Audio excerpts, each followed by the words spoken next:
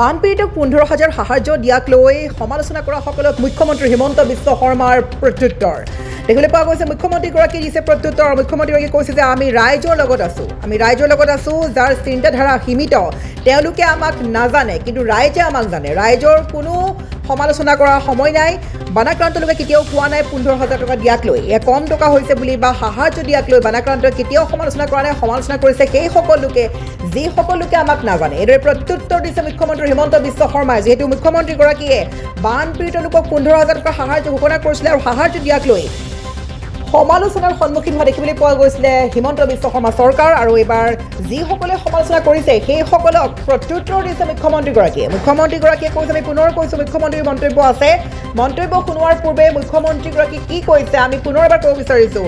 মুখ্যমন্ত্ৰীগৰাকীয়ে কৈছে, যেতিয়া সাংবাদিকে প্ৰশ্ন কৰিলে যে 15,000 টকা দিয়াক লৈ যিটো সমালোচনাৰ বিষয় হৈ পৰিছে, এই সন্দৰ্ভত কি ক'ব, যেতিয়া মুখ্যমন্ত্ৰীগৰাকীয়ে কৈছে যে আমি ৰাইজৰ লগত আছোঁ আৰু আমি সদায় থাকি যাম। বানাক্ৰান্ত ৰাইজৰ কাষত আমি সদায় আছোঁ আৰু ৰাইজে দেখি আছে, আপোনালোকে দেখা পাব যে আমি কি কাম কৰি গৈ আছোঁ।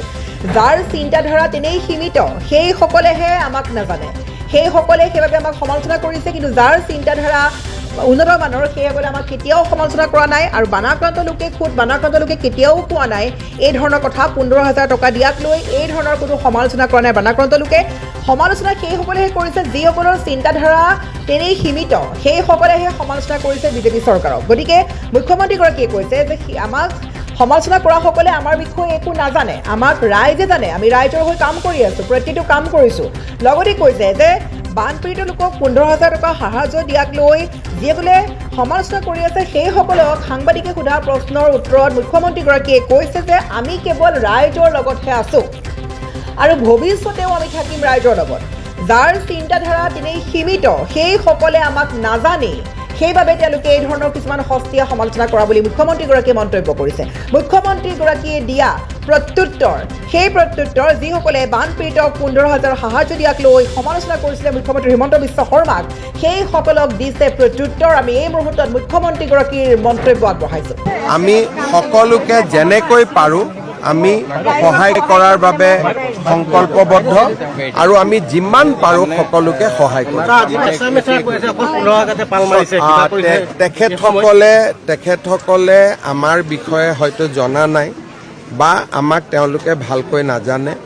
আমি নাজিৰা সমষ্টি বা শিৱসাগৰ জিলাত ৰাইজে আমাক ভাল পাই মৰম কৰে আৰু আমি বহু দিনলৈ ৰাইজক সহায় কৰিম। যিসকলৰ চিন্তাধাৰাটো একেবাৰে সীমিত যে 15,000 টকা দিছে, পাল মাৰিছে, তেওঁলোকে আমাৰ বিষয়ে ভালকৈ নাজানে। কিন্তু ৰাইজে আমাক ভালকৈ জানে, সেইকাৰণে এজন ৰাইজেও এইবিলাক প্ৰশ্ন কৰা নাই। ৰাইজে জানে যে এই চৰকাৰখনে তেওঁলোকৰ লগত আছে আৰু থাকিব। মই এটাই কথা কৈছোঁ যে এই সময়ত আমি ৰাইজৰ লগত থাকি ৰাইজৰ কাম কৰিব লাগে। বাকী আপোনালোকে চৰকাৰে কি কৰে আপোনালোকে নিজেই দেখা পাই থাকিব আৰু আমি বহুত ভাল কৰি ৰাইজক সহায় কৰিম।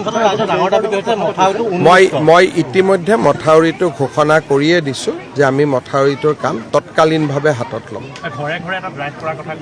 এতিয়া 9 তাৰিখৰ পৰা আমাৰ 7 তাৰিখে যোৰহাটত ট্ৰেইনিং হ'ব, 8 তাৰিখে ইয়াৰ শিক্ষকসকলক আমি ট্ৰেইনিং কৰিম। তাৰ পিছত তেওঁলোকে হাতত লেপটপ লৈ পেলাই ঘৰে ঘৰে যাব, যাৰ য'ত যি ক্ষতি হৈছে তেওঁলোকে লিষ্ট কৰিব আৰু সেইমতে আমি যেনেকে পাৰোঁ আমি সহায় কৰাৰ প্ৰচেষ্টা। সময়সীমা মই ভাবোঁ 10 দিনতকৈ বেছি সময় নালাগে, 10 দিন বা 15 দিনত হৈ যাব।